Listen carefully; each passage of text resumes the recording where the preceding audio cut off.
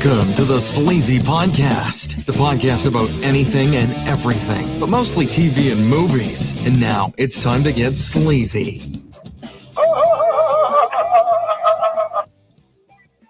Heyo, it's the Sleazy Podcast. I'm your host, Sleazy, and tonight we're not joined by Mr. PBS. Ned is in his chair. I got Rob Zilla, of course, my pit bull. Hello. He's here. And then joining us from the Chicagoland area, Hot Sauce. I'm here. What's up, guys? What's up? How you been the past 2 weeks? All right, and yourself? I am delightful. Delightful. How about you, Hot Sauce? Living a dream, apparently. Dude, we haven't heard from you, but maybe like once, And that's rare. maybe twice since God of War came out. Been busy. Like normally Hot Sauce and I, we text each other back Instagram profiles or, just attractive women that we come across sometimes. But I haven't even heard from him much on that end. I'm just like, he must be enjoying God of War thoroughly. Yes, he is. Thoroughly. I feel like I have a job once again because I've put about 40 hours into it since it came out. I'm over 40 hours now that I think about it. Oh, geez. I wasn't So sure is that if a week? In a week? It When came did it come out when did it come out? Now, are you doing like the side missions or are you just doing straight story? Yeah, I do it all. Okay. I try and get everything on them. I try and do a full playthrough. November 9th. So it's been a little over a week, so it's not like a job, but I didn't play it all Monday. Damn. Monday's my work day. I do my grocery shopping. So the only thing that we really got from him was somebody's family member of him sent him like a meme. It was something that's kind of spoiling the game. They, It's like, they I don't have spoiled it a yet. part of the game for you. Yeah, my fucking nephew. How'd that go? Did you tell him to fuck off? No, I haven't talked to him. Oh, so you just didn't respond to it? Yeah, he's out of the wheel. Fucking. He was like, yeah, that motherfucker. He's like, I don't have the spear yet. But I mean, so far, good game, right?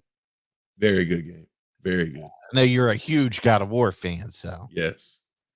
excellent. That's what I like to hear. And, it's always good when a nice game like that comes out and you can take the time off and just enjoy it, or you can kind of stretch it out a little bit, however you want to do it.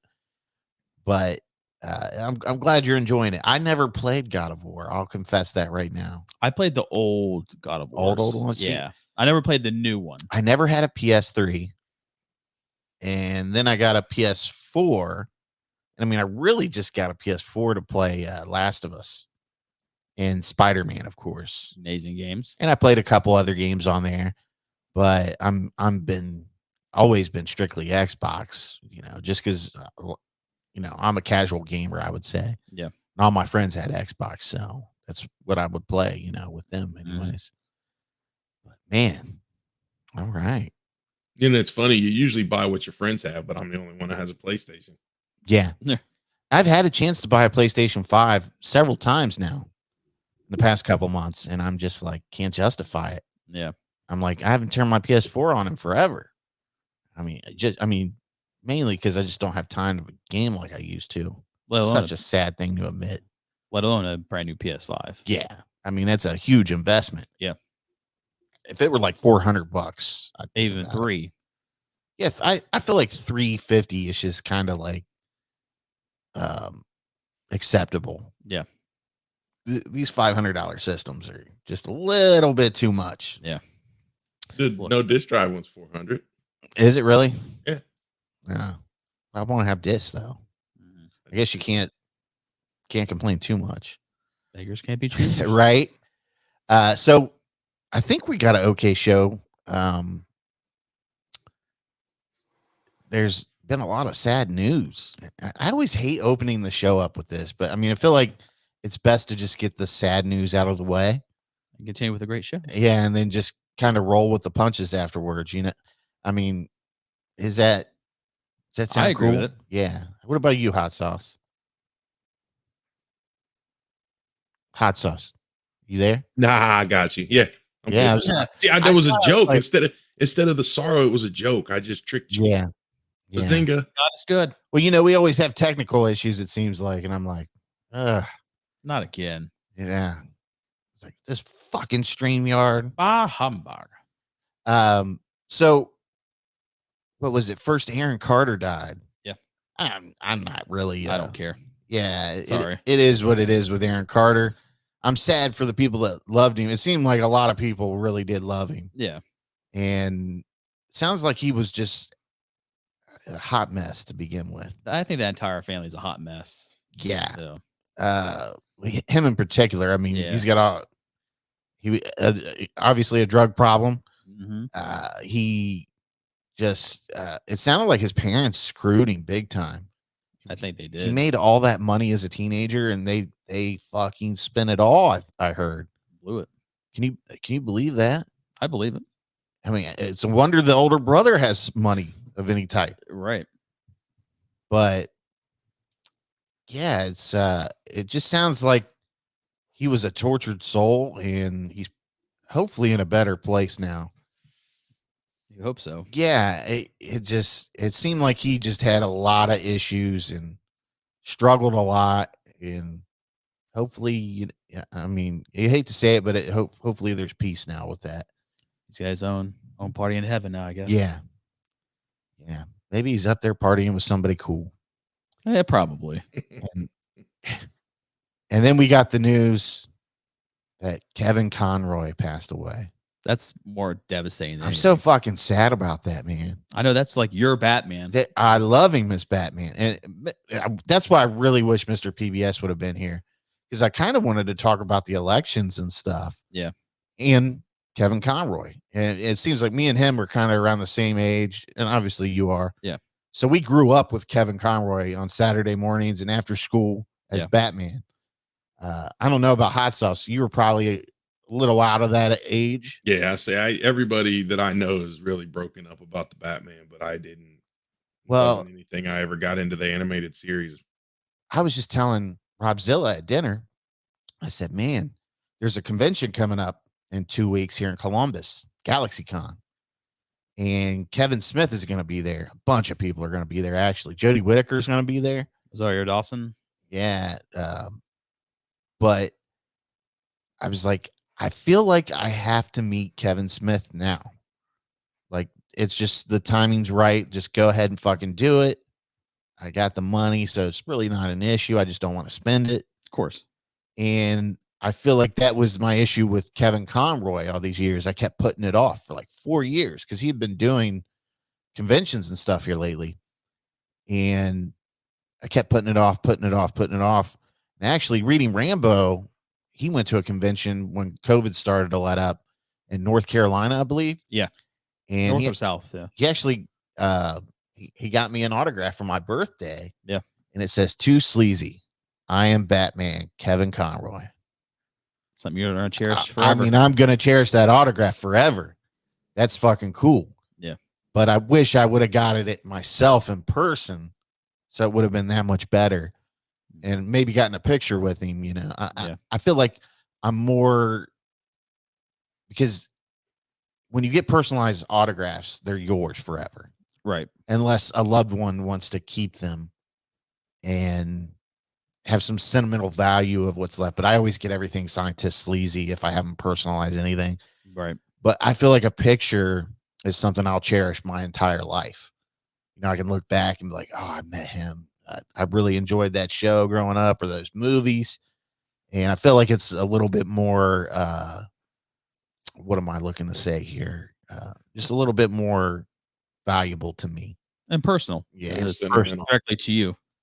I mean, what do you think? I think it's great just because I have a picture with, you know, the Nature Boy Ric Flair. Yeah. And I got to meet, you know, Johnny Von Bosch, one of the original, you know, Black Power Ranger from the Power Rangers. And it's like, met David Tennant too. I met David Tennant because I was the only person who wore a Kilgrave t-shirt from Jessica Jones. And did he stick his finger up your butt for that? He did. Was he like, I like that shirt, boy? Mm-hmm. I was like, thank you, David. You sure that wasn't John Barrowman? Yeah, John Barrowman would have done it and would have laughed. And Hot Sauce and I met David Tennant, North Carolina? Raleigh. Yeah, it was down in Raleigh. Yeah, him and Mrs. Hot Sauce went first before us. So we got to watch them do their pictures. And they had 2. We So have those pictures hanging up in our hallway now here at the new Do you house. really? Yeah. That's cool. So We have our David pretty Tennant wild pictures during hanging up. those photo ops. I have my picture of me and David Tennant hanging up over there in the corner Mm. next to an autographed Gus from Breaking Bad. Mm-hmm. So I got him. I like him. I would probably like to get an autograph or something with him. Oh yeah, especially now that he's in more and more stuff.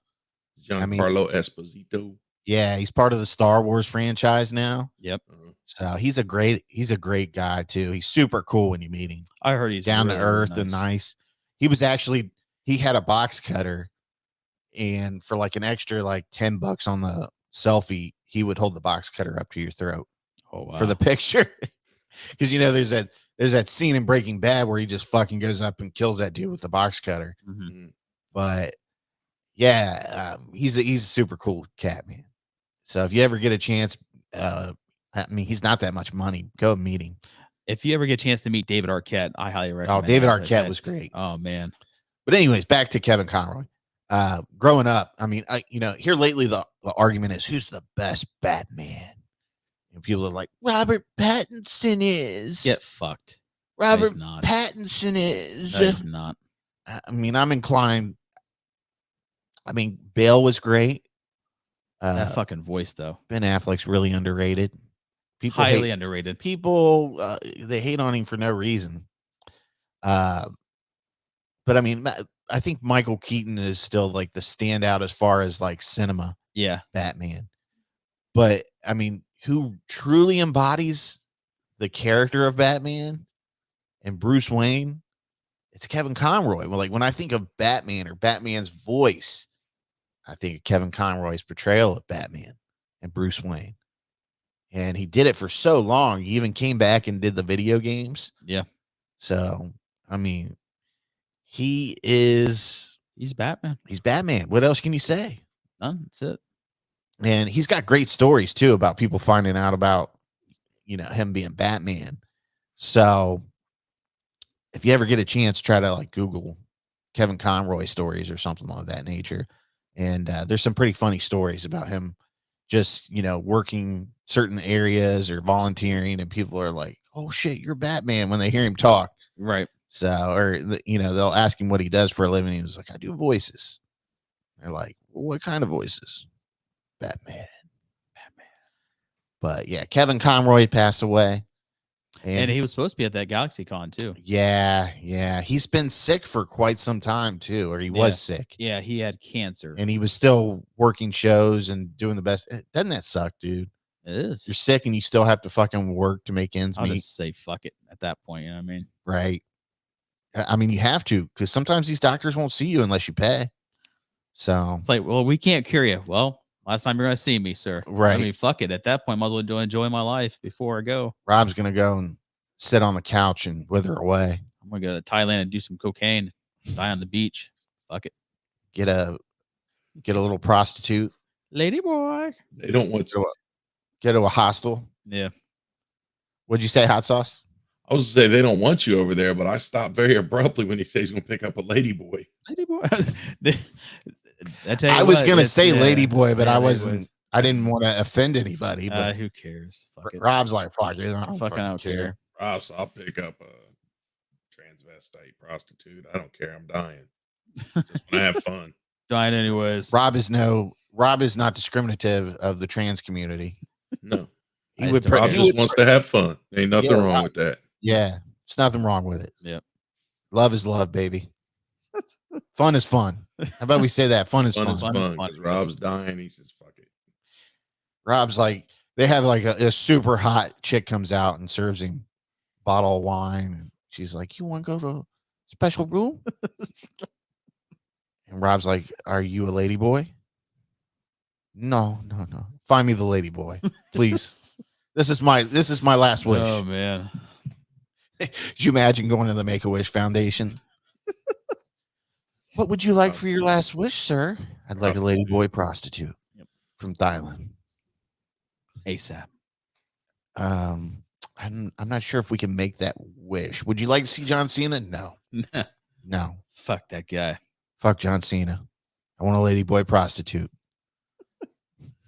That's funny. Just like in that one movie, I don't The Hangover 2. Oh yeah, that part is hilarious. Or what was she talking about? Getting him off or whatever. She was like, "It was beautiful."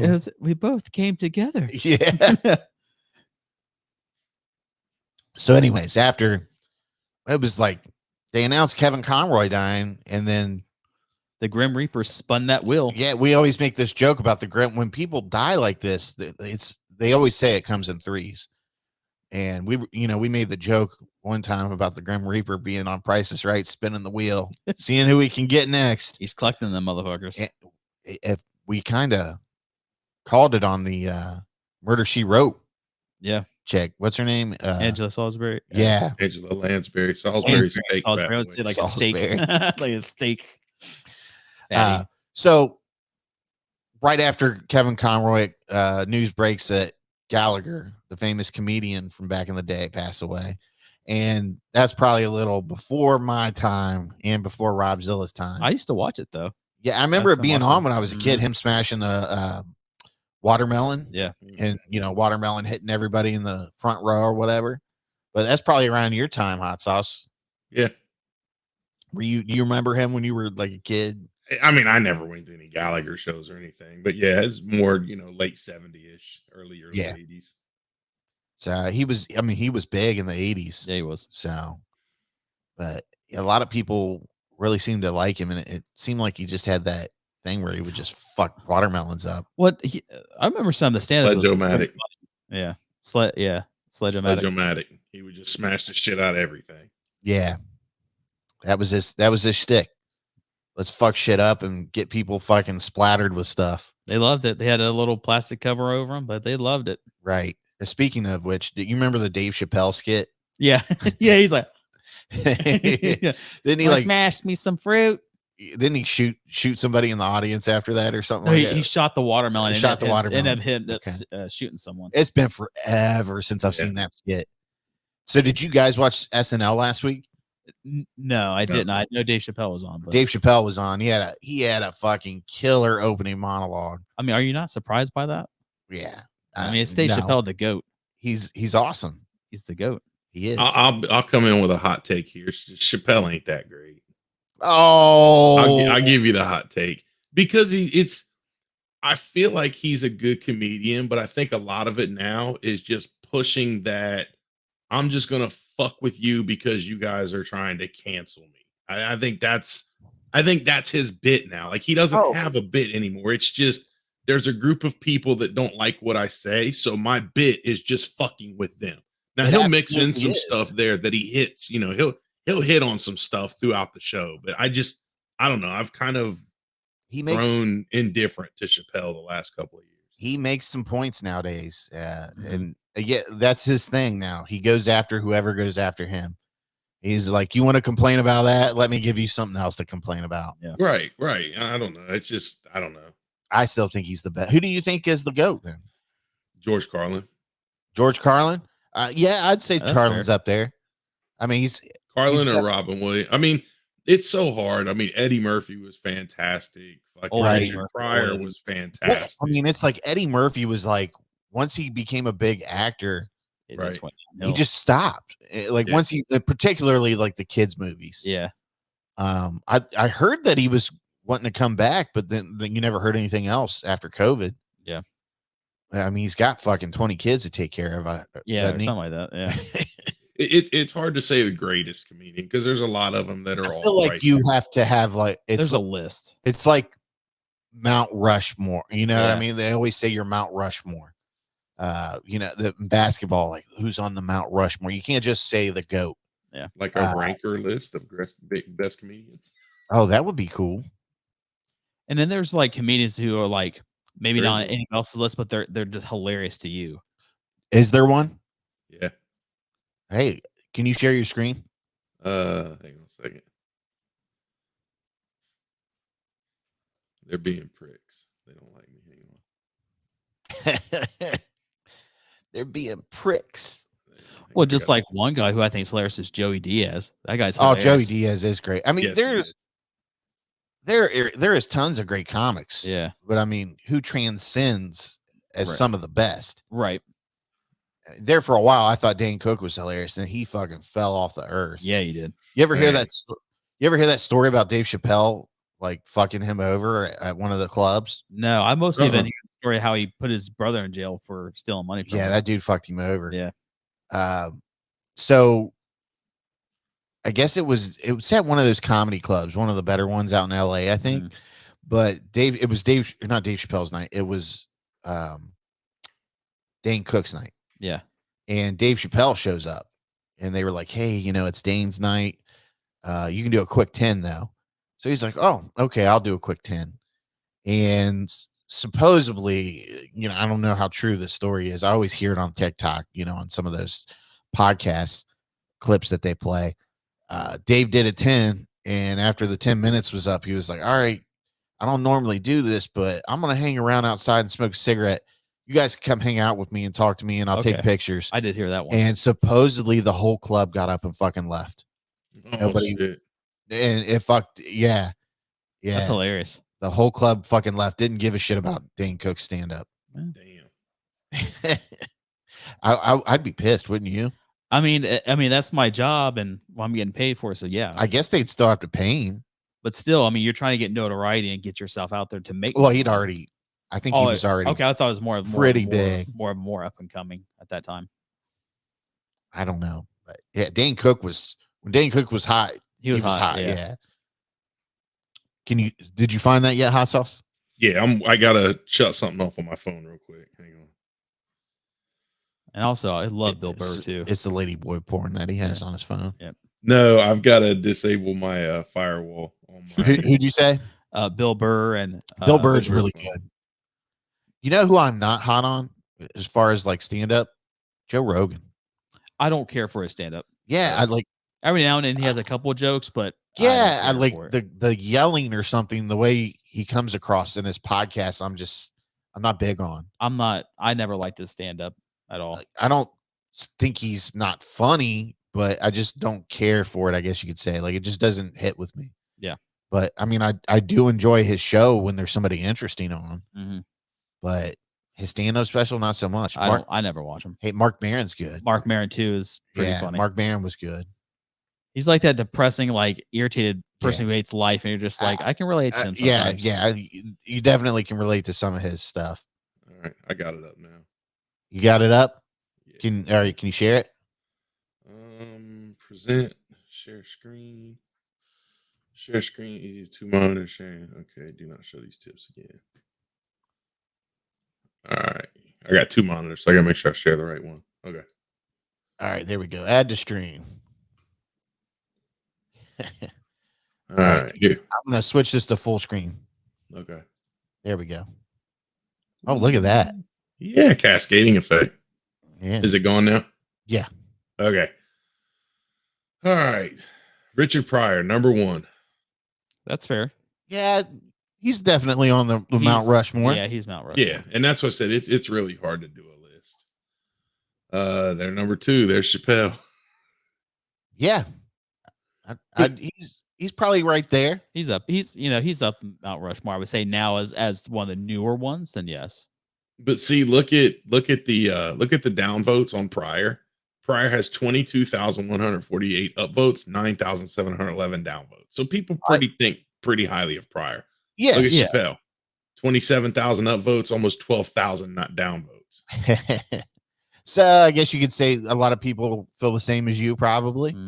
Yeah, potentially. I'll leave Chappelle. I won't up or down him because I'm indifferent. Although I got outruled. It's 2-1.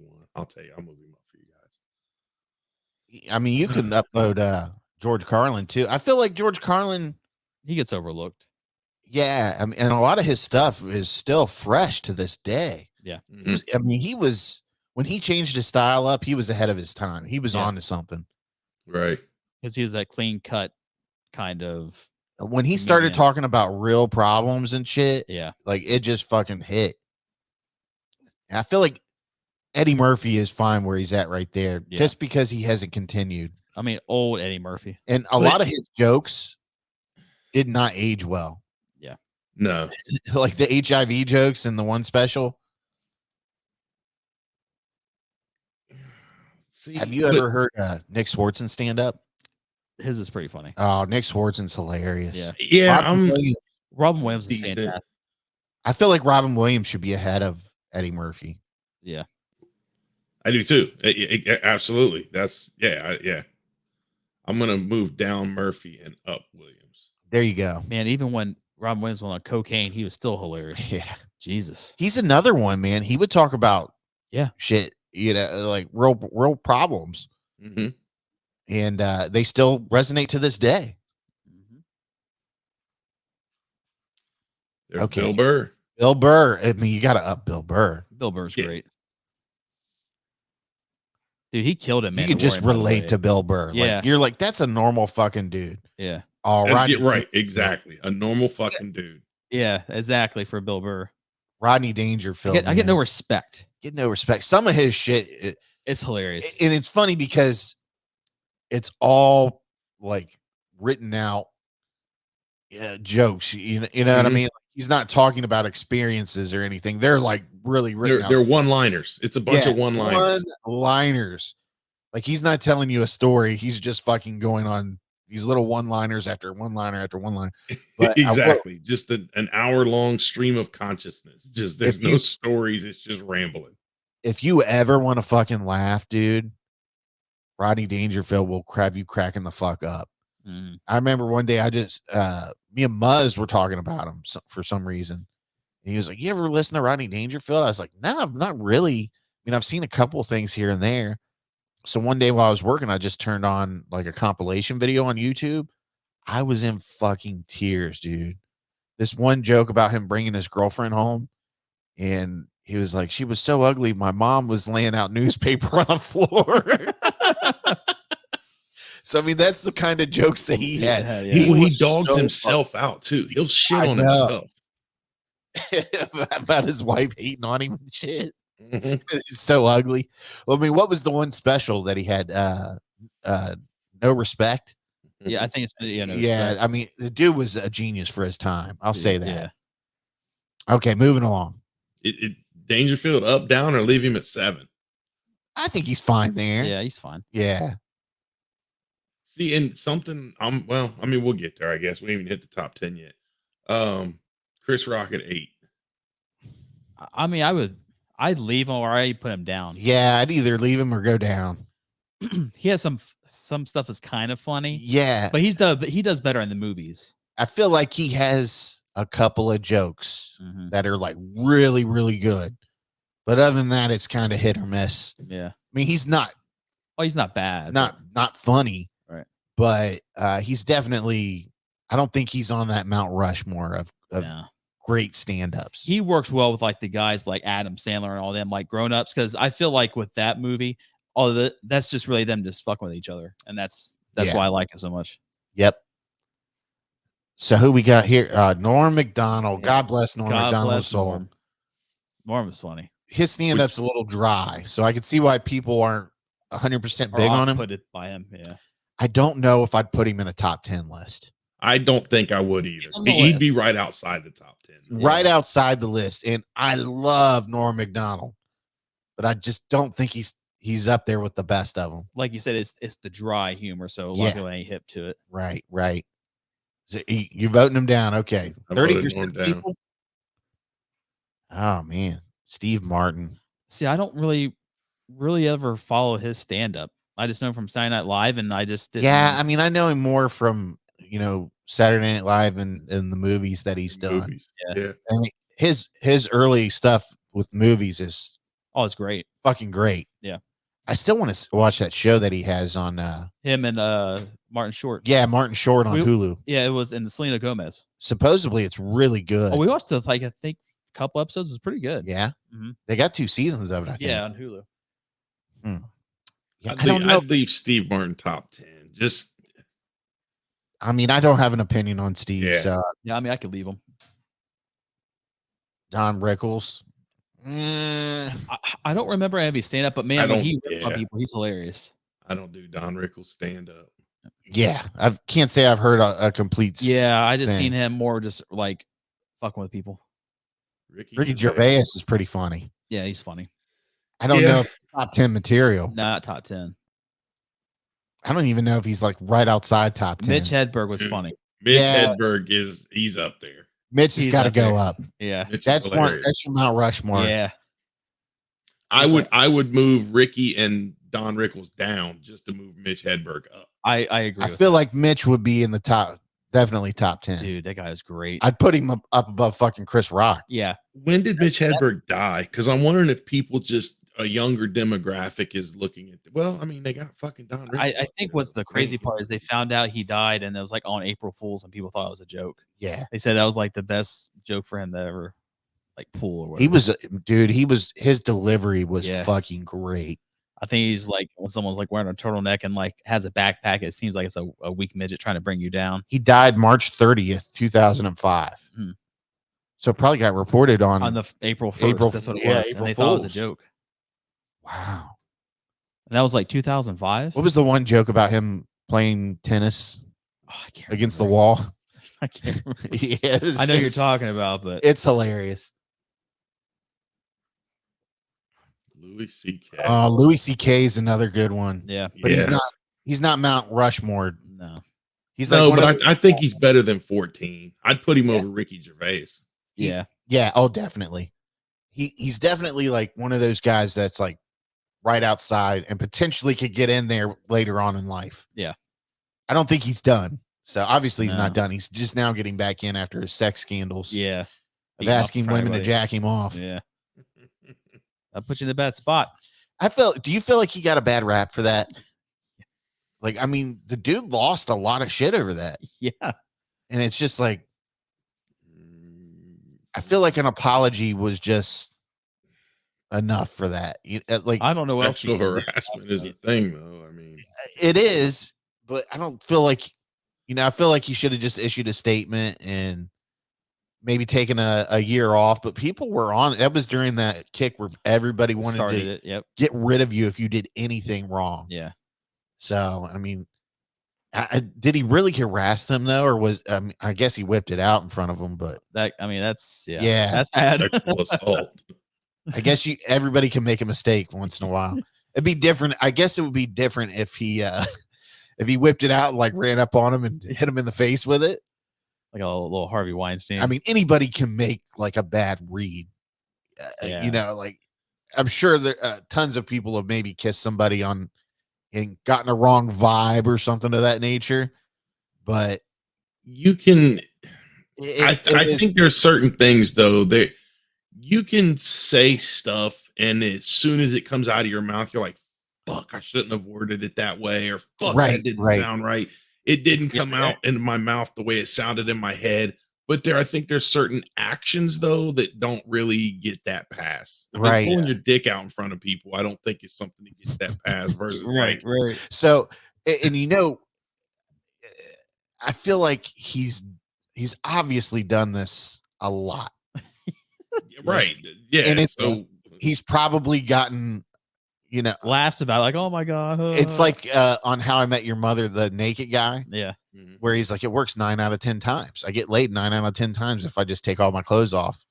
And I feel like a lot of chicks probably are so shocked by it, and like they just end up doing it, and when it's over with, they're like, what the fuck did I just do? Yeah.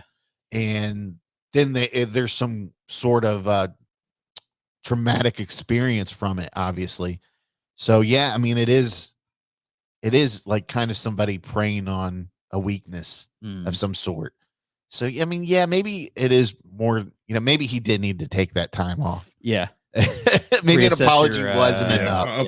There's some things now that I'm thinking about it. And I'm thinking about all the ramifications and like what it would do to somebody. Because I mean, obviously, like I've talked to people and they're like, hey, this happened. And I was just in such shock. I couldn't, they're traumatized to the point they can't speak. And I mean, I've talked to a lot of people. I mean, a couple of people that have had stuff like that happen to them. And you're just like, oh, you just have to just let them talk to you. Yeah. Well, that's all you can really. You can just all you gotta be is the listener at this point. Yeah. But yeah, so I feel like now that I'm thinking about it, he probably did like I can get away with time off. I can get away with this, and worst case scenario, they'll just go away if they don't want to do it. And these people didn't go away. They tweeted about it and it got picked up. Yeah. But I feel like he has a chance on the second end of his career to kind of pull something together and maybe get into that outside Mount Rushmore area. So you voted him up. I voted him up, but now I want to vote him down just for being a dick. Whipping his dick out. Fucking predator. Like, this is what you get for whipping your dick out. we could spend hours on this because I don't know how long this is going to go, so we can stop at 15. But one thing I will say, where the fuck is Bill Cosby at? That guy's been blacklisted. Yeah, dude. People that guy does not exist. He's nowhere near in there. Wow, look at that. So Bill Cosby's gone, which I watched a documentary about him. Kevin Hart's hit and miss. Yeah. Kevin Hart is hit and miss. Bernie Mac was decent. Dude, Mac is... Look how low Jerry Seinfeld is. Bernie and Jerry should be... And people think he's so fucking great. He's funny, but... I think he's overrated. I love Bernie, though. I love Bernie Mac. Yeah, Bernie Mac was great. I love Bernie Mac. Gabriel Iglesias, I like him. He's funny. Yeah, he's okay. He's a good, clean comedian. Where's Sinbad at? Yeah, he's nowhere to be found. John Mulaney, Tommy Chong, Sam Kinison. Yeah, he was pretty funny. Yeah, Sam Kinison was hilarious. I mean, are these guys really fucking? 40 Bob Hope? Really? People have erased Bill Cosby from comedy history. Right. I've seen some of his stand up, and it was pretty funny. I've never seen Jim Carrey do stand up. It was.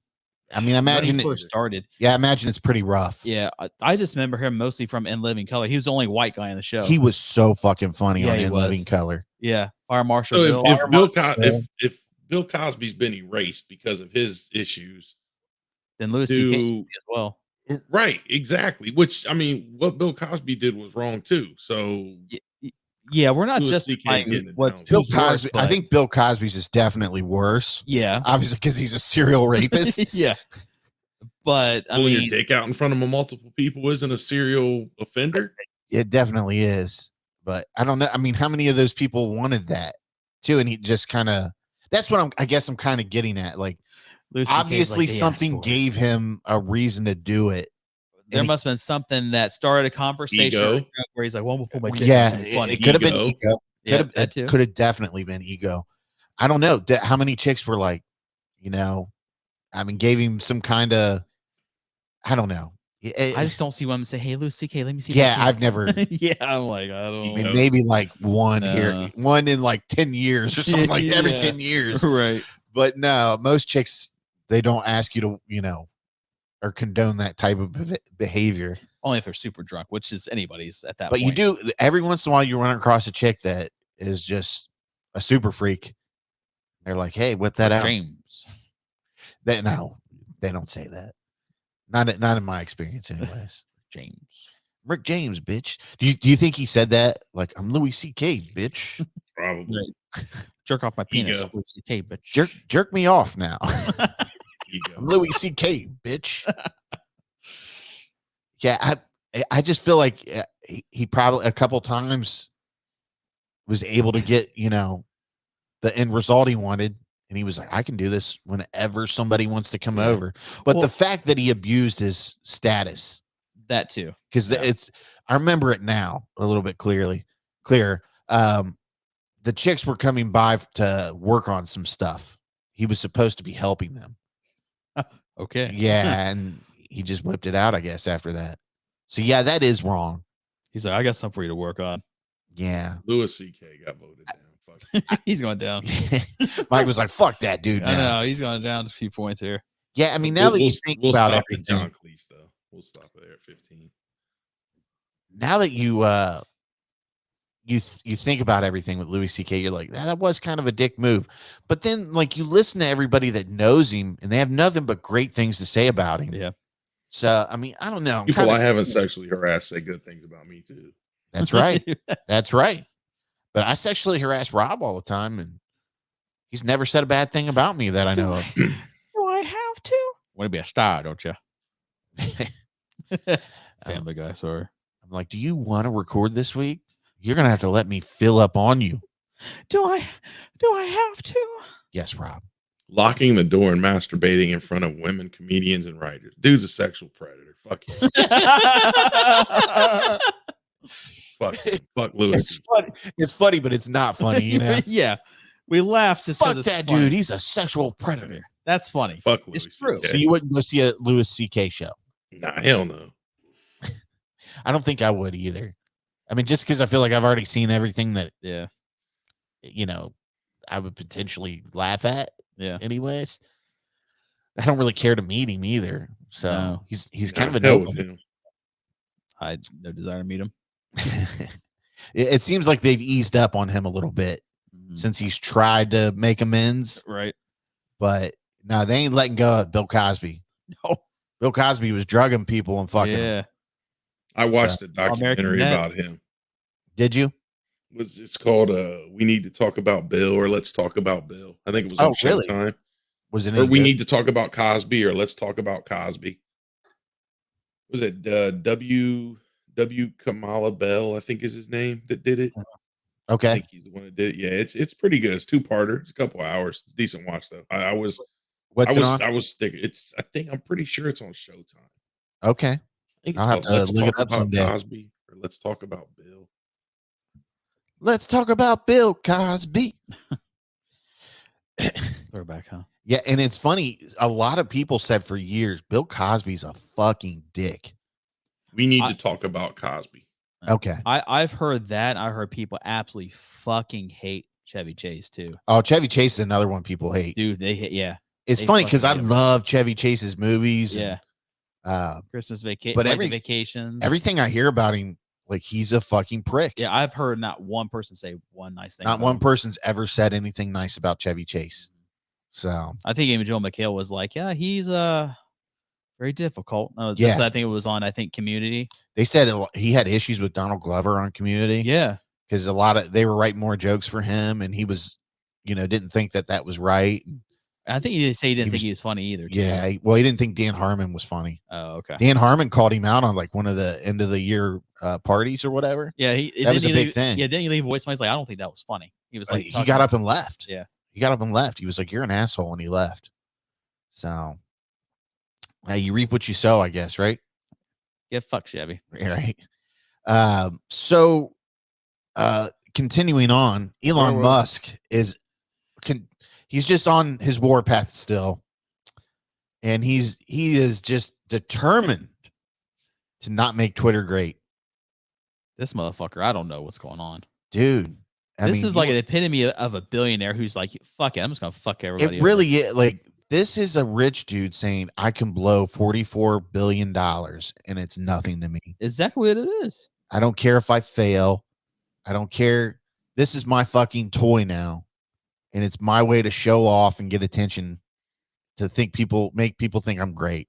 I'm going to break this toy. I'm going to blame everybody else, but I'm going to break my own toy, which is $44 billion. It's crazy, dude. So he acquires. But how much money did he borrow to buy it, though? It's not his fucking money. Yeah. Right. So, I mean, it's nothing to him if it fails. Yeah, he doesn't care.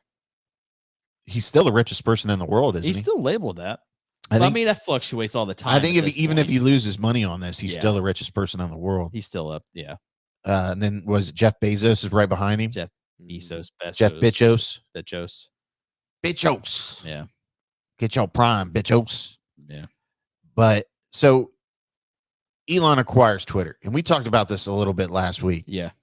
But I mean, it's just, this is how much shit's gone on in 2 weeks. Well, 2 weeks ago. So Elon acquires Twitter. He lays off 50% of the workforce. Now he sends out, an email of his expectations and changing the work culture at Twitter. Cause they're very laid back and chill. It's very, the work environment there was very much a millennial, new age millennial type workforce. Yeah. Very very hippie-ish, I would say. yoga rooms and shit Yeah. like that, and games or whatever you want to call it. Those places you always see people playing ping pong and shit. And you're envious. Yeah, coffee bars and shit like that. I just don't go to work. Right. And I envy you. Every day I wake up, I'm like, I wish I was hot sauce. So then he sends out an email saying, something about hardcore. I thought it was, that we need a hardcore work ethic or whatever. And you have until next Thursday to comply with this. And so from there, they said the employees that were left, 75% of them did not opt into that new agreement of working. So, nah. And if you didn't opt into this email that he had sent out describing the hardcore, new Twitter work expectations, you were officially laid off with your severance or whatever after Thursday's deadline. So 75% of the employees that were left, you follow me now, 50% originally. Now the employees that are left, 75% of them took the severance. They said, fuck off. Get fucked, Elon. Out of that, 13% are left. So after the 50 and 75, that's 87% of the workforce of Twitter is wiped off the board in 2 weeks. 87% of their workforce. Now, most of those were engineers, I'm hearing. Engineers. The people that take care, everything of the platform and right. design everything the way it works and keeps it running smoothly. So me and you can tell McDonald's to fuck off when they get our order wrong, or, fix your milkshake machine. Yeah. I mean, whatever we're doing on Twitter, messaging our favorite actor or comedian or interacting with whoever, they're the people responsible for that. And they keep things running smoothly. They need a lot of those people for these social media sites. They don't just run on their own. Elon's the genius. He doesn't even know. Right. He's going to figure this out. He's going to change it and run it smooth. Twitter has an all-time high usage reading, by the way. Yeah. He's got money, so he'll figure it's got an all-time user usage here lately. So that's all you need to know about that. I feel like there's a lot of Donald Trump characteristics coming out of this. It happens when you have that much money. Okay, so 87%, back to that, 87% of the workforce is gone, wiped off the table in 2 weeks at Twitter. Now, what's left is 13% of the workforce. You following me there? And they're wishing that they would have quit. There's 13% of the workforce left. 12% of that workforce is on work visas. 12% of that. So that just means they can't fucking quit because they're here on a work visa to work for fucking Twitter. So that leaves only 1% of people that want to be there or need to be there. That's fucking atrocious. The 1%ers. Yeah, the 1%ers. And it's probably, right. I would imagine it's a handful of the people that he begged to come back that he realized he needed. Because he was doing that too. He fired a couple of people that he was like, oh shit, I need these people. But there's people that have just walked out that had 10 years of their life dedicated to Twitter. Did you see it on TikTok? These people are counting down. Oh, yeah. There was like 9 engineers that were counting down until they got fired. Oh, hey, we're fired. He's like, hey, let's go check, see if our badges work. But he expects people to be in the office 24/7. And that's not how that works. Like he wants people to work 20 hours. And then when they're burned out, taking a 4-hour nap and get back up and start working again. Like, bro, this isn't fucking, these aren't your slaves. They're not you. Right. This isn't Amazon, motherfucker. This is Twitter. Yeah. I mean, like, and the work that these people do, they need to go and recharge at some point. Yeah.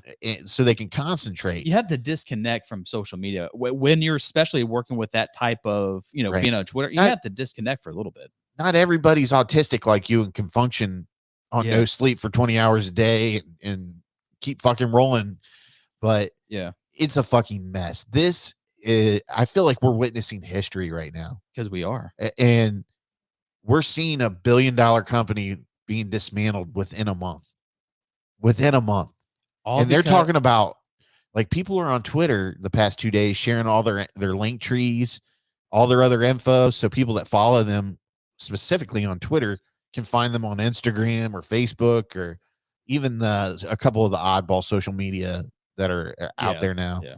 But he's totally fucking ruined the experience that people have had on Twitter.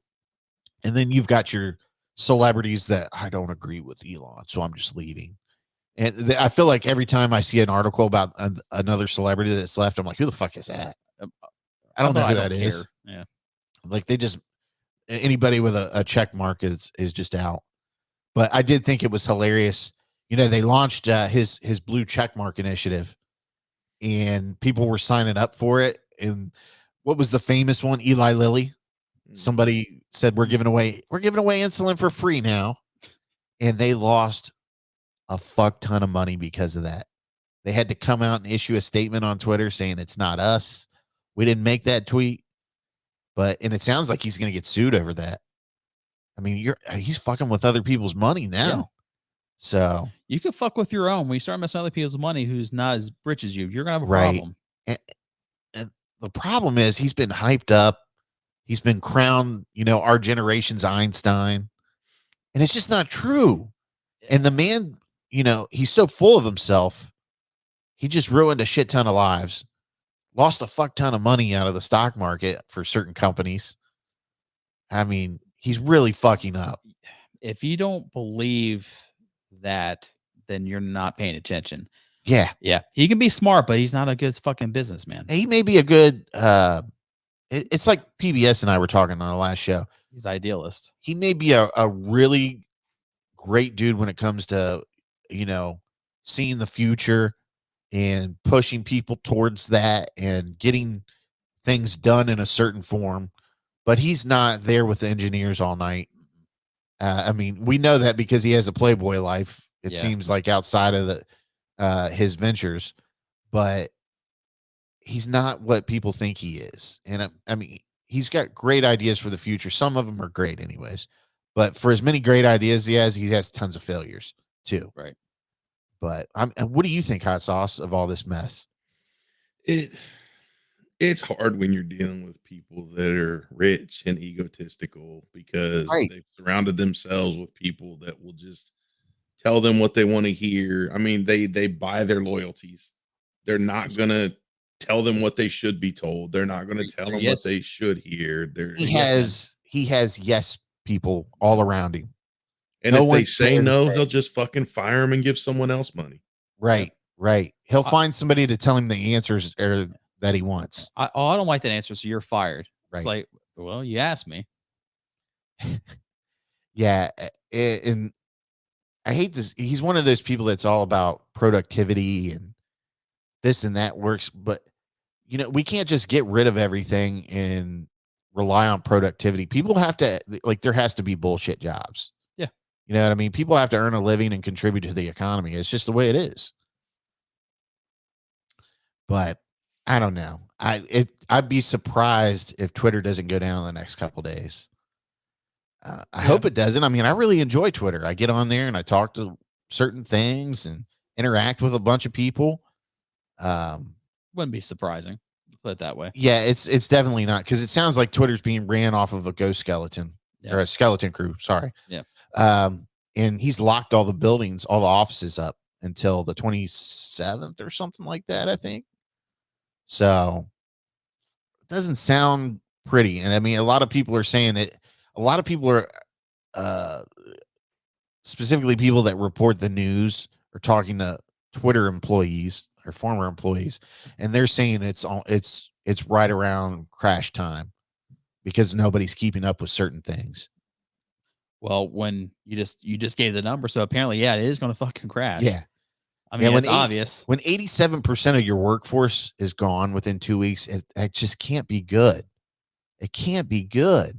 It's like, Elon, do the numbers. I'm pretty sure it's not right. And look, there's nothing wrong with trimming the fat every once in a while, but you can't knock out that many people and expect things to run smoothly. Well, how can you just knock off that much that quickly, like not even assess anything? You know what I mean? Apparently he did, when this was the deals were getting negotiated.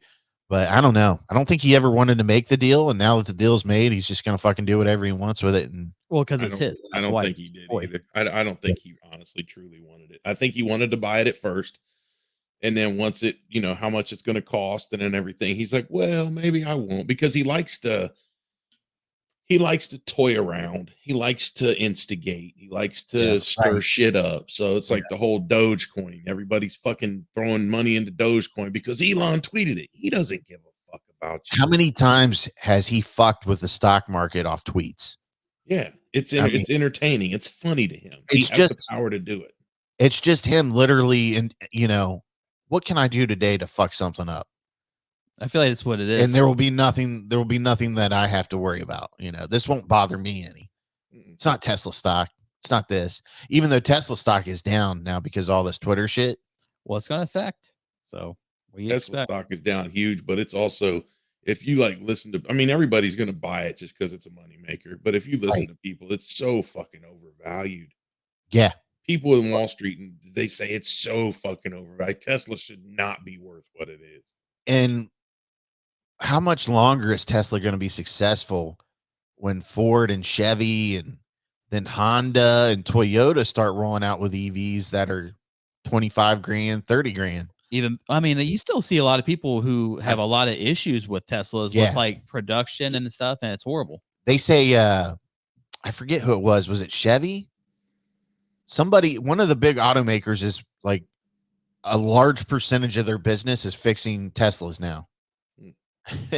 So how does that work? Because I thought you had to take it back to a Tesla dealership to get it fixed.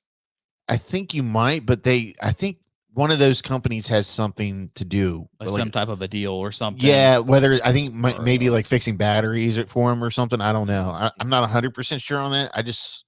I saw it and kind of glimpsed over it and didn't really read a whole lot. Or they have a contract from hey, you can only work on this part. Yeah, I bet there's something they do that they just don't have the manpower to do, because Tesla's, obviously it's not everywhere, so I'd imagine they have to do outsource some of the work. Yeah, I would say so. But Elon Musk, man, this is just he's changing the world.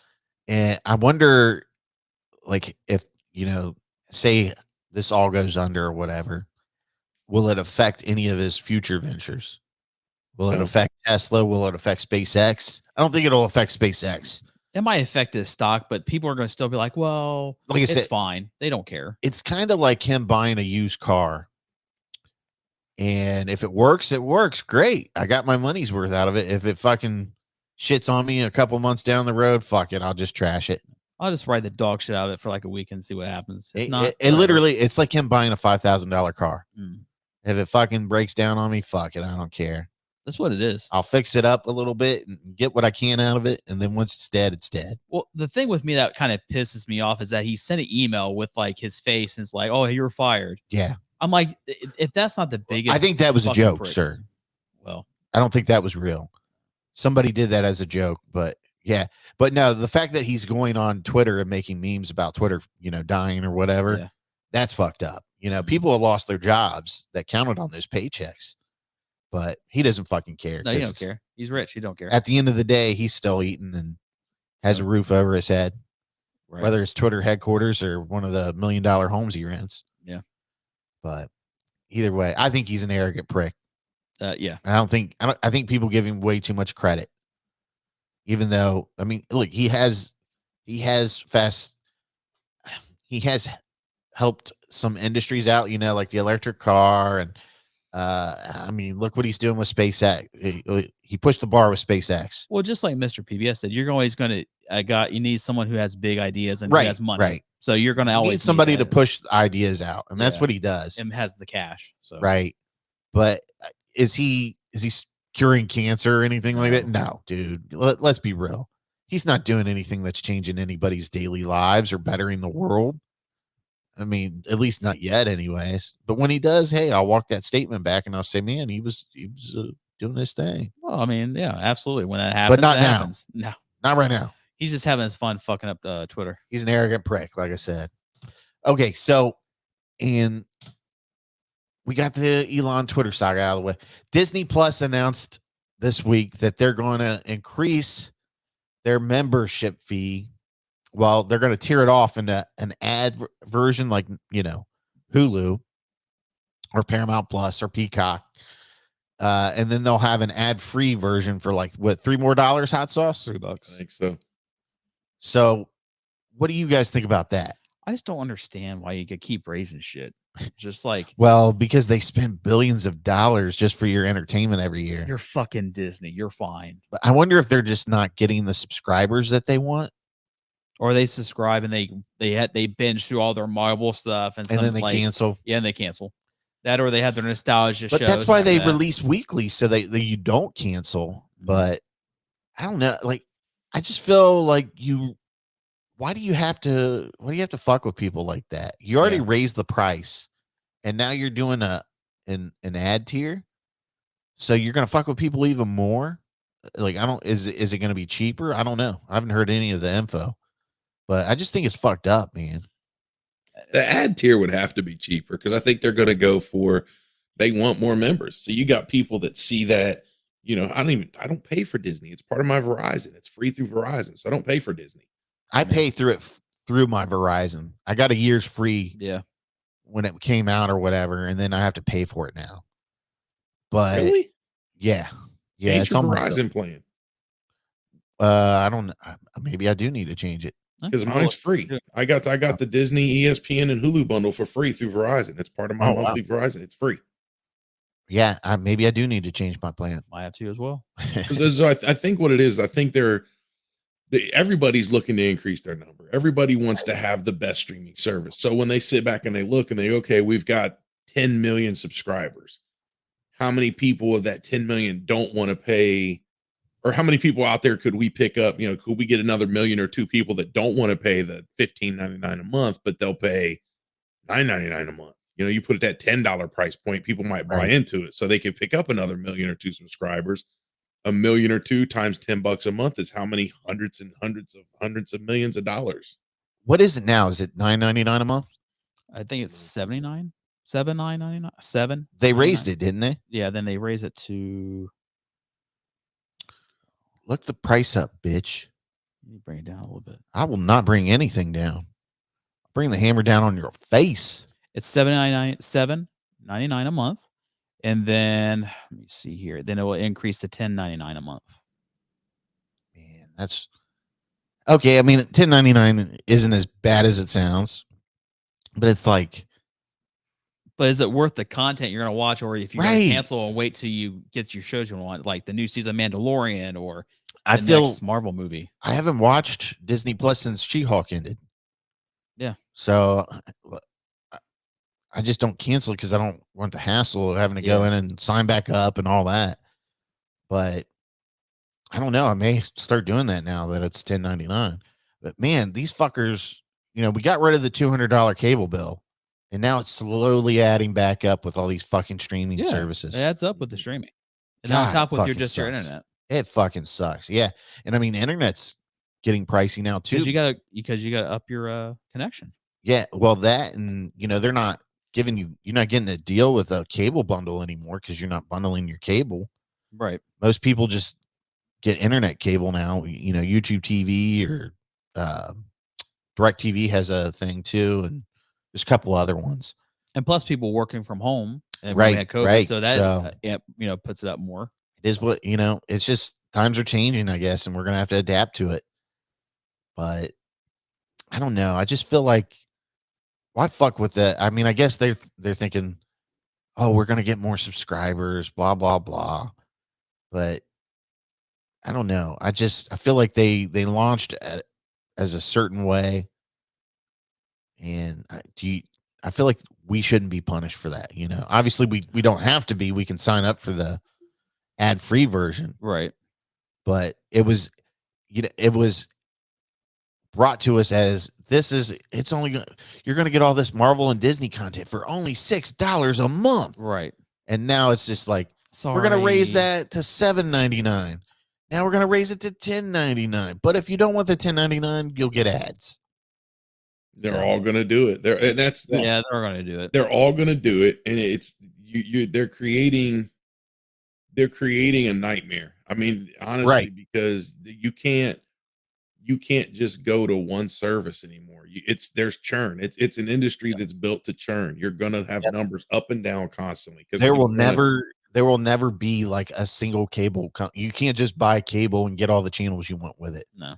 Now you have to subscribe to every fucking streaming thing. And they're making it to where content's exclusive on these streaming platforms. Yeah, only sign up for that. So you have to, if you want to watch that show, that if you want to have those conversations at work with the people, you spend your days with. What's that? It's creating FOMO. You don't want to, you want to be able to talk about this, or everybody's going to watch that, or it's creating FOMO. And you want to be a part of those conversations. I mean, that's just the way we are. And nobody wants to be left out. Yeah. Did you watch it? Did you binge watch Stranger Things? Oh yeah. It's just like when Lost was on, Oh yeah. What was it? Lost was on Wednesday. So Thursday morning, if you didn't watch fucking Lost, it was going to get spoiled for you. Because nobody could keep their mouth shut about it. So I think they got people by the balls because they do. I mean, we're so entertainment driven nowadays. I mean, everybody's home a lot more. People don't really go out as much, at least in my end, anyways. But and people are, they're just into streaming things nowadays. I mean, that's part of our left culture. The house since Monday. Really? It's been shitty weather. It's been snowing and cold. I did my grocery shopping on Monday, and I've been in the fucking basement playing video games ever since. Did you see the picture of the Buffalo Bills stadium today? Yeah. Bro, they are getting fucking torched with snow. Feet. Yeah, they said by Sunday, 6 feet of snow. Jesus. 6 feet of snow. Somebody made a meme. They were like, look at Josh Allen on Sunday. And it was like Josh Allen's head sticking out of the snow. Well, he's like 6'6", isn't he?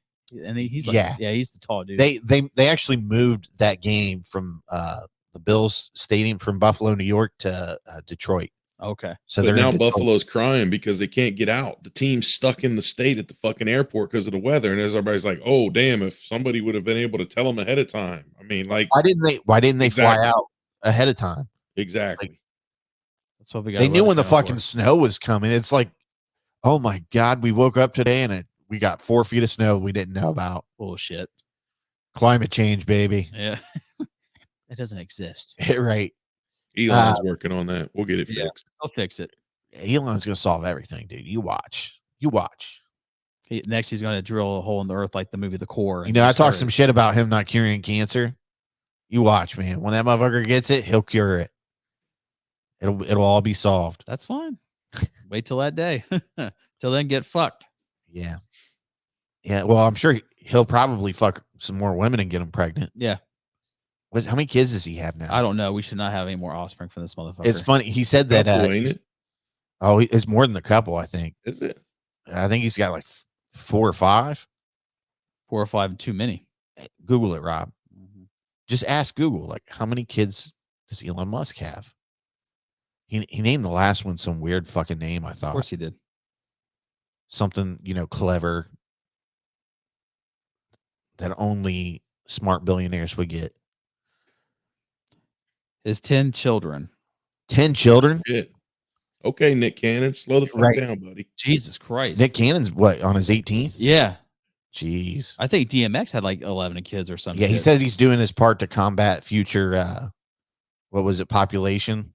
The population falling in the future? Because, we're going to got 13 with 12 women, I think. Something ridiculous. Like he's got ones like Griffin, Vivian, Kai, Saxon, Damien, and X. Yeah. I was going to say the last one has a weird name. X going to give it to sorry. All right. So also in the news, James Wan is merging with his horror company with Blumhouse. They're in talks. I mean, what do you think that entails for the horror industry? The horror industry. Horror. Not horror industry. I don't know. I mean, I guess it's okay. Blumhouse makes some decent stuff. Yeah, they do all right. I feel like they're more missed than they are hit nowadays. Lately, yeah. Yeah, they make a lot of shit, it seems like. I feel like James Wan really hit it home with Malignant on this last one. James Wan? James Wan. James Wan? Yeah. James Wan. James Wan. James Wan Cockeye. James Wan is, I mean, he's one of the greats nowadays. What can you say? Is he John Carpenter? No, but he's made some good stuff that I really enjoy. This day and age, he's probably one of the best horror directors. He has more hits than misses, I would say. Yeah. But I don't know. Am I excited about this? Yeah. It is what it is to me. I know we talked to some people and they're like, this is going to be awesome for, the industry. We're going to get so much great product. I'm just like, I don't know about that. Well, we hope so. I mean, why not? I'm all for Yeah, great fucking movies and great shows. So I hope the best from it. And hopefully they team up and they make some kick ass fucking movies. So just like, the last one he did, Malignant, like I thought that movie was great. Yeah, man. it really did a big turn, which I was not expecting. So what do you think, Hot Sauce?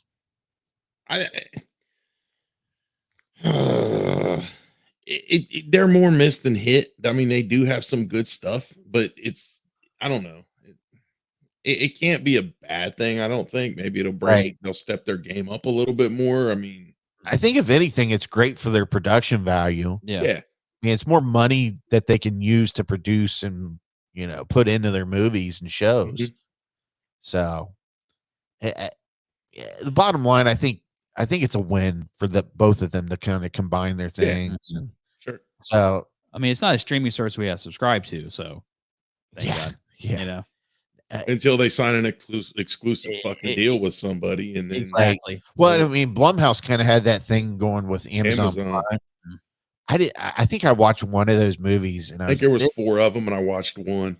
And the one I watched, I was like, "This is fucking awful." Like, I don't even think I made it through it. I fell asleep, and I was done. Same here. I don't even remember. That's the impression it left on me. Mm-hmm.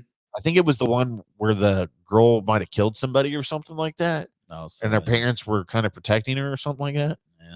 See, I can't even remember. That's how it is. What it is, I don't care. Yeah, that's what I'm saying. Blumhouse has been kind of shaky here lately. I mean, they had the Halloween movies. Well, that's probably the best that they probably put out, consistently, anyways. Yeah, in a long time. I don't know. I mean, I would say A24 is kind of dominating that industry. I'm waiting to see fucking Pearl and what's the other one? X. Is that the other one? X is the one they put out before Pearl. Pearl's a prequel to X. Yeah.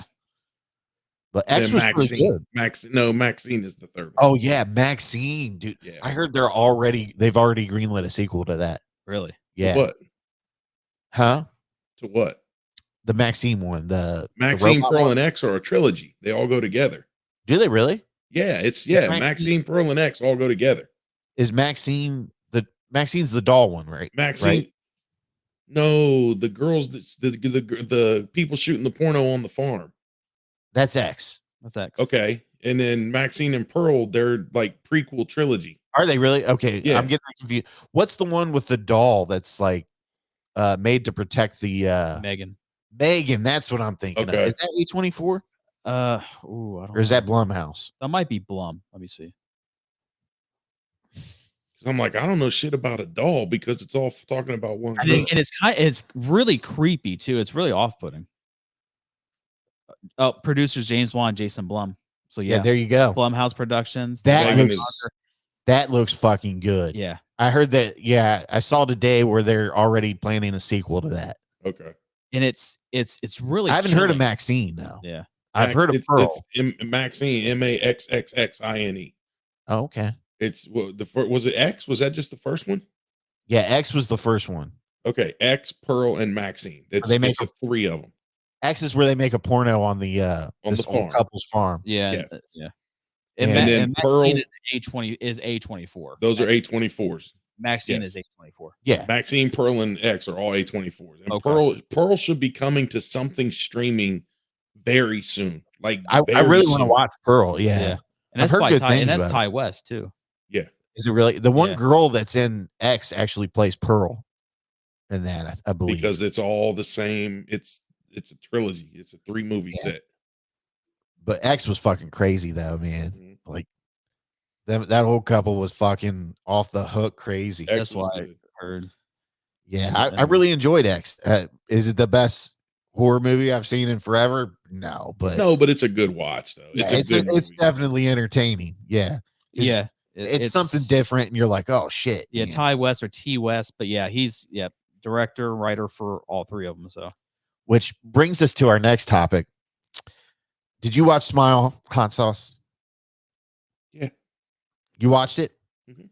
Okay, so I was able to watch it. I think was it the day it came out. I watched it on. It's out on Paramount Plus right now.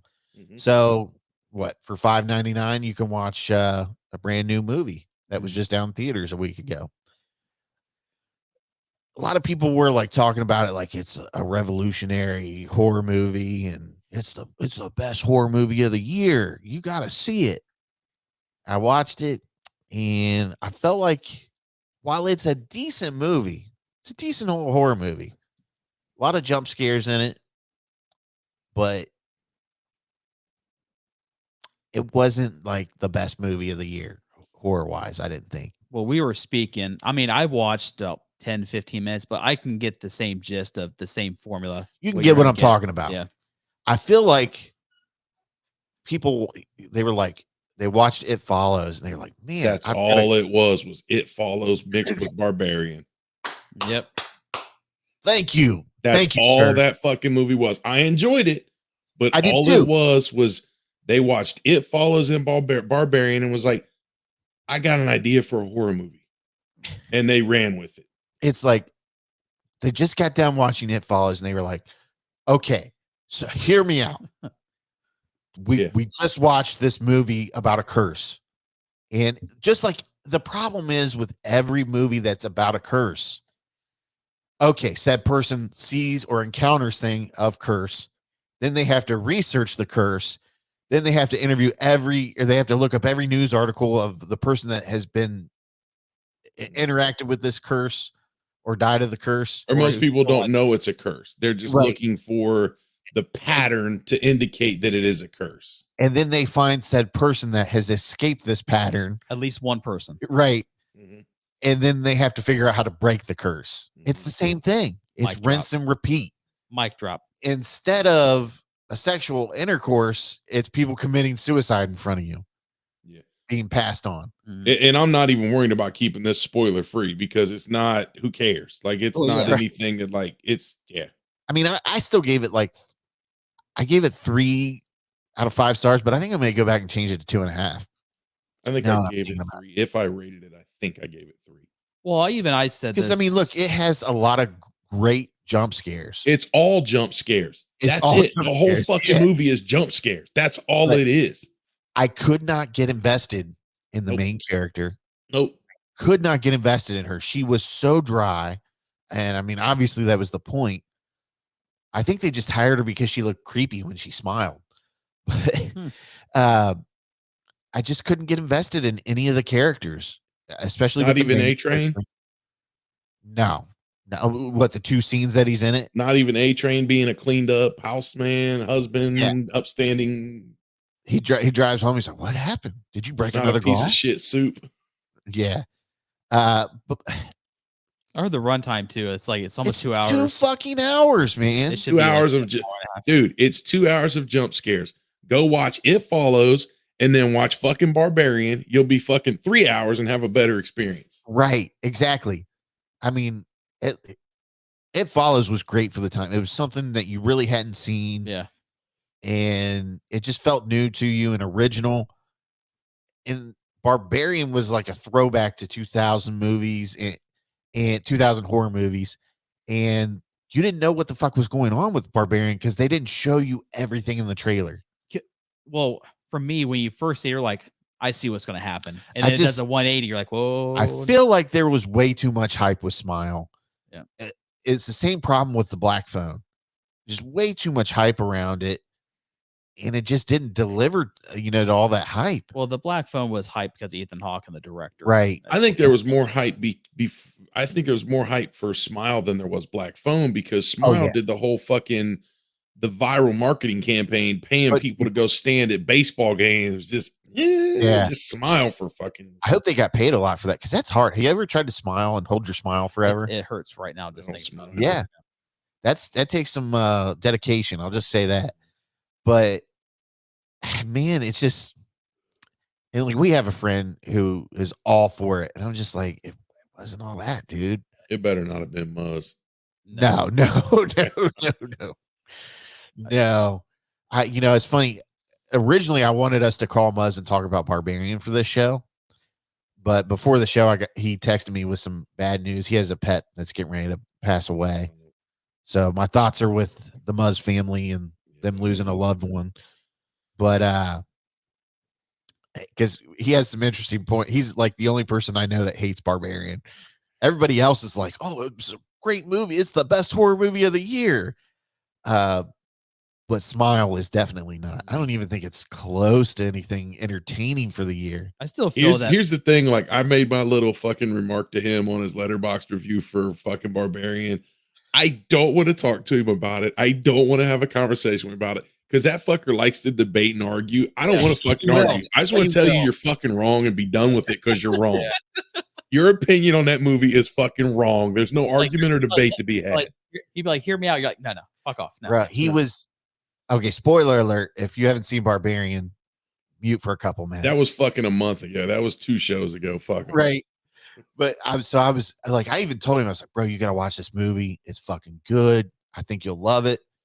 Then he finally, I told him, I was like, it's on HBO Max, watch it. So the next morning, he's like, I'm watching this movie, dude. What a fucking piece of shit it is. And I'm just like heartbroken. Like, I feel like the kid that came in his shop years ago and he was like, he told him Resident Evil was a good movie and Buzz just shit on this kid. I think this kid probably went home and committed suicide. It was that bad. I mean, he just told him it was terrible. And my God. I mean, he didn't call him a fucking idiot or anything for liking it, but he crushed the kid's soul. I mean, he pretty much told. When you hear something coming from Muzz, you're like, yeah, he was like, this kid was on it. Like every movie Muzz hated, he was like, Revenge of the Sith was great. He was like, terrible, dude, terrible. And finally the kid walked out with his head down, but he was like, he starts going through and he's like, nobody in this movie thinks logically. And the only person that thinks like a normal person is Justin Long's character, which is the biggest crock of shit. Yeah, I'm just kind of like, I laughed at that one. Yeah, I love Muzz to death. I love him to death, but I think he approaches movies too, real, like movies aren't going to be to the T realistic. Yeah, at some point you have to realize you're watching a movie and it's just pure entertainment. But even if he does approach him with that viewpoint and that state of mind, how is what Justin Long did in that movie the only fucking thing that's reasonable? It's not, dude. Nowhere fucking near is that. And I think I put in quotes normal because he didn't say normal. He used the words reasonable or most logical. Right. The fucking dude just goes into his fucking house and finds a fucking underground cavern that's been dug out, and there's a room down there that's got a fucking video camera and a bloody mattress in a basement of a fucking house. And your first thought would be, A, get the fuck out of the house. B, call the police. Or C, get a tape measure and see how much square footage it adds onto the house when you sell it. Which of those three is the least logical one to do? Not A or B, not leave or call the cops.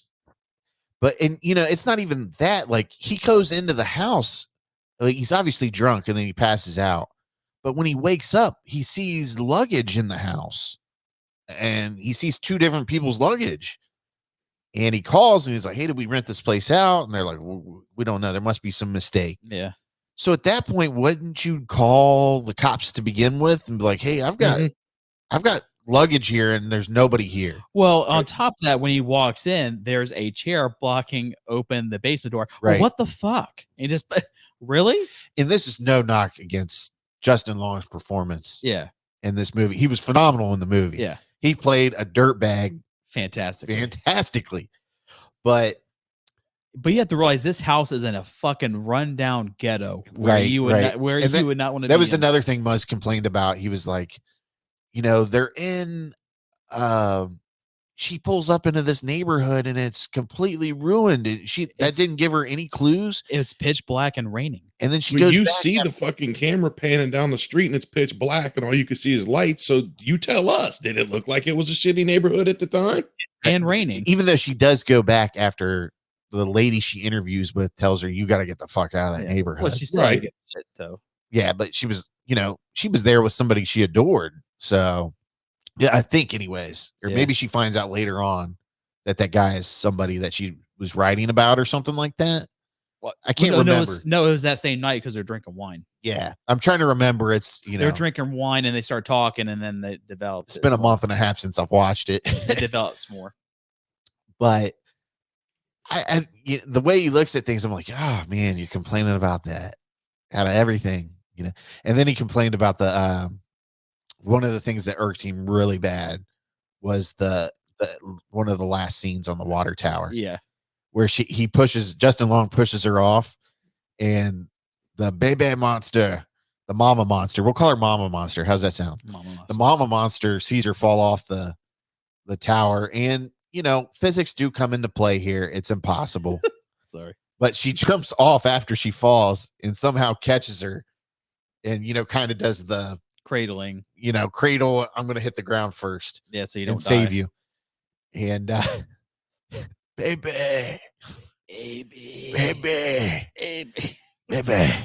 we should get that for the soundboard. But anyways, he was like, that's impossible. That's preposterous. How can that ever happen? The physics say that can't happen. And well, there's no such thing as lightsabers then. Right. Is someone living in a fucking basement and digging caverns underneath every fucking house in a 15-mile radius around this neighborhood in Detroit is reasonable and could happen? No. Right. The whole point of that movie is it's preposterous. None of it could happen. None of it. Like, whoever inspected that house was either really shitty or knew that dude was down there and wrote it off. There's just, it wouldn't happen. Some city's owner would come across it and call the cops, and they'd have they'd send somebody in to investigate those tunnels. But the whole movie is preposterous. That's the whole point. It's there to be silly. And at the same time, it's, you complain about this. Well, what about Wrong Turn? Yeah. What normal person would run into those woods or what? It just, none of it makes sense. Then you're going to start doing it with every movie. So I just want to see people get killed. No. Is that too much to ask? Apparently it is these days. I don't need a super specific plot line or anything. I mean, it is what it is. You go in, the movie's going to be silly to a certain extent.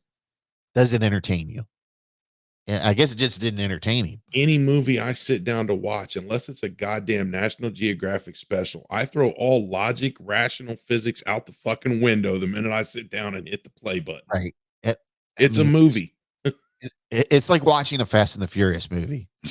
Like, nothing in there. They defy physics at all costs in those movies. Especially but they're also just over the fucking top too. Right. I mean, that's way just over the top. It's an over the top movie made to entertain you and be like, wow, that was kind of fucking cool what they did. Like, it's not possible by any means, but it is what it is. It's just them fucking around. That's why it's the movies, The old saying, like, it can only happen in the movies. Man, it's just when you think back to like the first and second Fast and Furious, and then now you're like, what the? It's not like Neil deGrasse Tyson was a consultant for this movie, and they were like, all right, Neil, I think this is what we're gonna do for the finale of the movie. Is this scientifically possible before we spend the money and film everything and edit and cut it together? What do you think, Neil? Do you think this will work? And Neil was like, fuck yeah, that'll work. That's possible. And then they did it, and you're pissed because of it. That's funny. But I love Musk to death.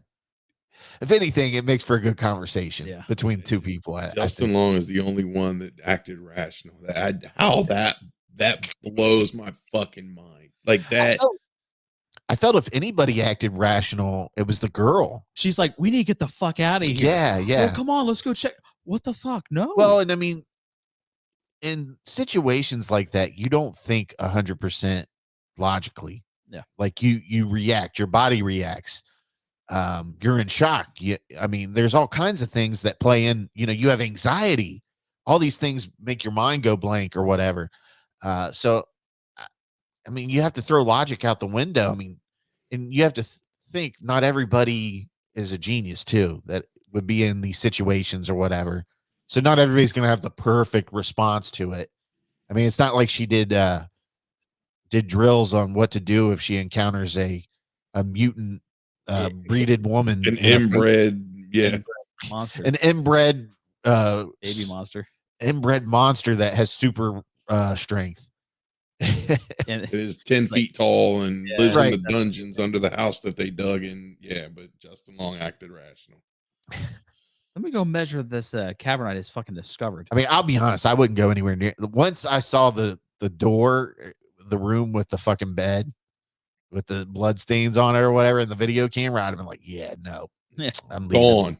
Gone right out to the fucking car and left. Even opening Not that dig door, for a tape measure. that hidden door. Fuck this. I'd have walked upstairs and I'd be like, dialed 911. I'd be like, okay, listen, I own this house. I came home for the weekend. There's 2 people's luggages here, and I just found a secret passageway to underground tunnels. Send the cops ASAP. There's 2 people that might be missing down there. I think we need somebody here. And of course, that neighborhood, they ain't gonna come. I would have threw a match on the couch and left.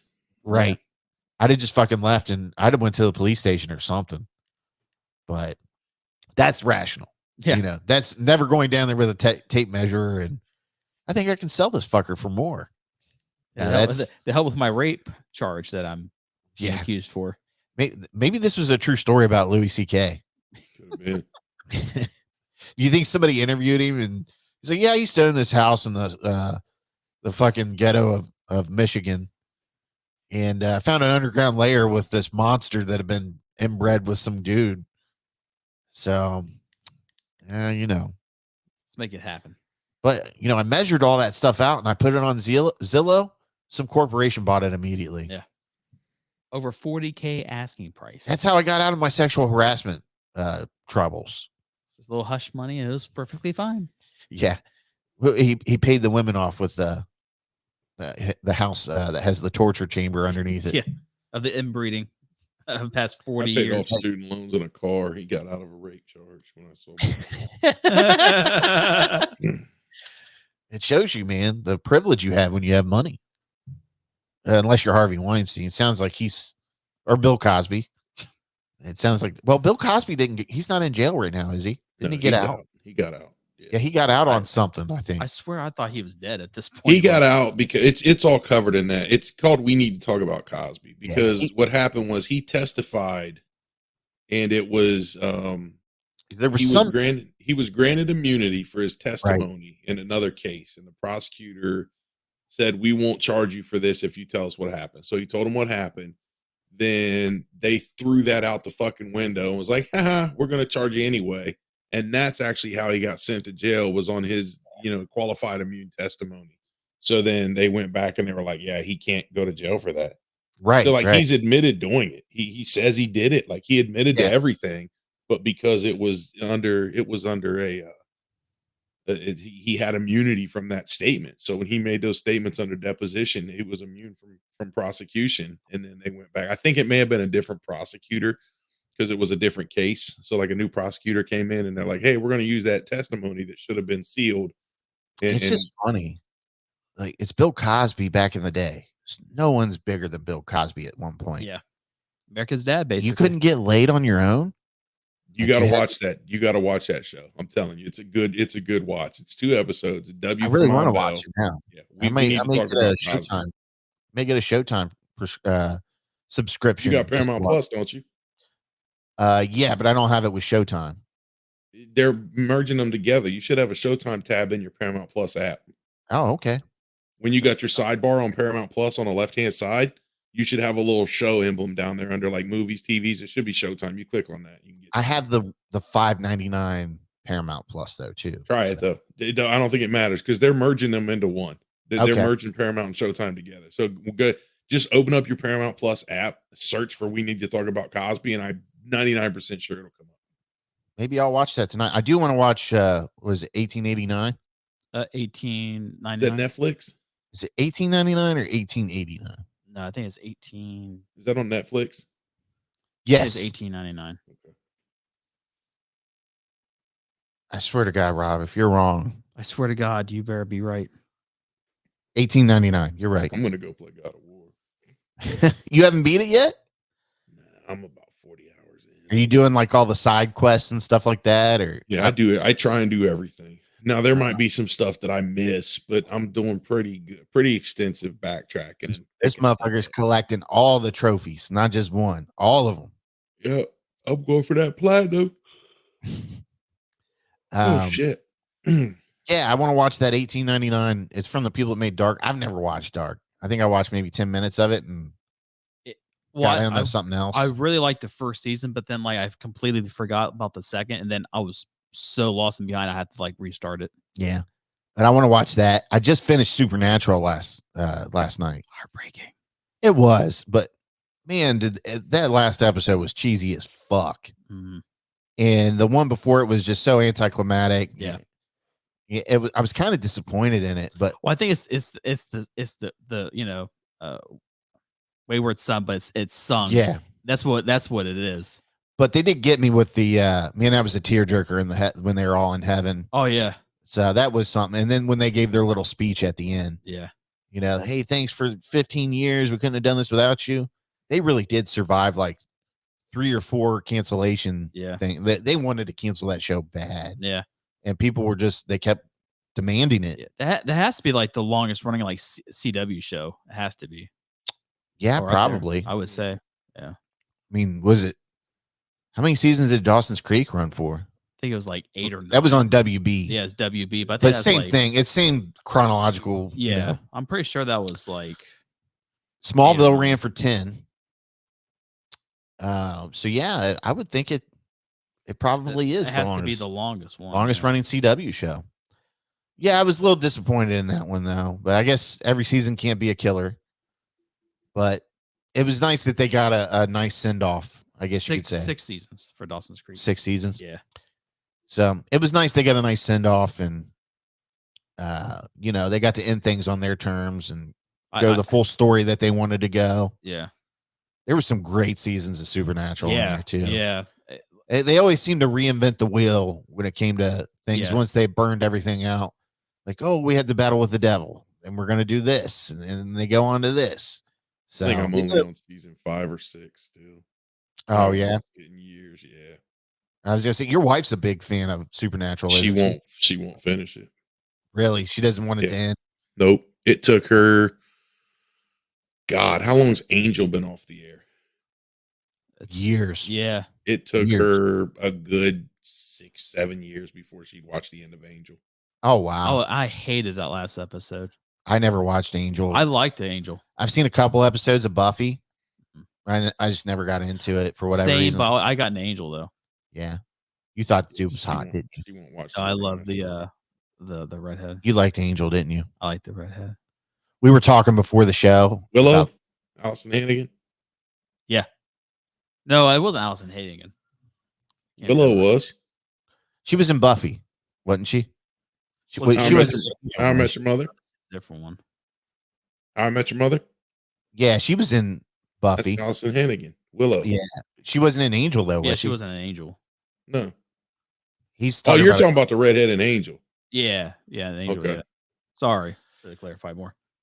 We were talking before the show about conventions, and Rob was like, "Man, the guy from What We Do in the Shadows ever comes here, I'm fucking going. I'm going." I was like, "You would suck his dick, wouldn't you?" He was like, "Absolutely." Who's that? Matt Berry. Matt Berry. Uh-huh. He's the guy that's like, "Get fucked." He was in IT Crowd too. Yeah, Rob. That's like Rob's ultimate convention meet right now. It is. That's the guy he really wants to meet. Basically, the people from What We Do in the Shadows in general. Would you like when you took your photo op? Would you be like, "Stick your finger up my butt, sir"? No. What would you do if he was like, "Get fucked"? I would just start laughing hysterically. I'm telling you, if you want to hear that, just say it. Her name was, I think, Amy Ecker, and then also Charisma Carpenter. Never heard of her. Charisma Carpenter. That was Cordelia. Yeah, Cordelia. Yeah, from Angel. All right, so Smile was just an okay movie. We're kind of in the 2.5, 3 stars out of 5. But that is our show. That is the end of episode 145. As always, my call to action is to share the show on your social media platforms. Share it with somebody that you know that you might think would like the show. And then from there, they'll get somebody to like the show. So you see how that kind of works. But we also have a merch store on you can go to thesleazypodcast.com, and from there you'll see our spring tea store, and it has all kinds of shirts, hoodies, long sleeve shirts, coffee mugs, stuff like that. You can proudly show everybody that you love the Sleazy Podcast with that. And we don't really get rich off of that, but it all goes back into reinvesting the show. So we can up our production value, whatever you want to call it. We can get Rob something cool. Maybe Ned a new t-shirt. Yeah, Ned a new t-shirt would be good. Yeah. Something. We'll figure something out. You like how Ned's wearing PBS's crown? You see that? The King of Kings. He's the King of Kings now. The real king. Bow down to the fallen king. PBS. I can't come this week because I'm Steve. I can't leave the house on nights I have to work. Rodney's bitch. Right. My guy has a nursing degree and won't leave the stock in the shelves. Won't do it. Has no interest in pursuing anything right now. But that's why we love him. What do you think he's watching tonight? Did he post anything? Nah, he ain't watching shit. He knows better. He said he was going to watch Dark. Really? Yeah, he said he was going to watch Dark and Midnight Mass he wanted to check out. I feel like tonight, it's a nice cold wintry night. So that's probably like he's busting out the projector, reeling an old school film from the 1930s that no one's ever heard of. He's got the projector. Crying during the movie. Is it the Matthew McConaughey cry and yeah. No. Yeah. Interstellar cry. Yeah. The Interstellar cry. That's fucking classic. No, but that's all we have, ladies and gentlemen. And I think with our schedule running, December 1st will be our next recording. So that'll be right during GalaxyCon. So, and then from there, I think after that'll be a Christmas special, which brings me, I have to send Christmas cards out. I got to get that going here soon. So if you see something funny that you want to put on the card this year, you two let me know. Absolutely. I'll make it happen. So if you do want Christmas cards, listeners, you're going to have to message the accounts and let me know. Can I take the last 2 years worth of Christmas cards down off my fridge? No. Okay. No. You still have them up on your fridge? Yeah. Nice. I have them up too. But so if you want Christmas cards, message me with your address and I will gladly send you a Christmas card this year.